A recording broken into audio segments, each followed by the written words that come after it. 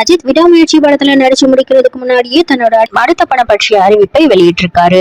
ரவிச்சந்திரன் இயக்கத்தில் good bad ugly படத்துல நடிக்க இருக்கிறதாக அறிவிச்சிருக்காரு அஜித்.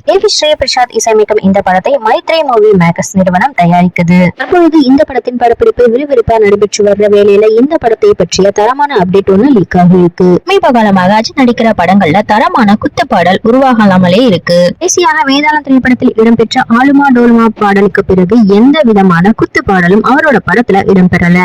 குட் பேட் அக்லி திரைப்படத்துல தரமான குத்து பாடல் ஒன்று உருவாகி இருக்காம். ஸ்ரீ பிரசாத் இசையில் இருக்கும் அந்த பாடல்ல அஜித் மாசா நடனமாடி இருக்கிறதாகவும் அந்த பாடல் ரசிகர்களுக்கு விருந்தாக அமையும்னு சொல்லப்படுது. இந்த பாடலோட முதல் கட்ட படப்பிடிப்பு முடிவடைய இருக்கும் என்பது குறிப்பிடத்தக்கது. அஜித் ஆதிக் ரவிச்சந்திரன் இயக்கத்துல இணையாருன்னு சொன்னதுமே இந்த திரைப்படம் கண்டிப்பாக ஒரு வித்தியாசமான திரைப்படமாகத்தான் இருக்கும்னு எதிர்பார்க்கப்பட்டது. அதே போலவே இந்த படத்தோட போஸ்டரும் வித்தியாசமாகவே இருந்தது.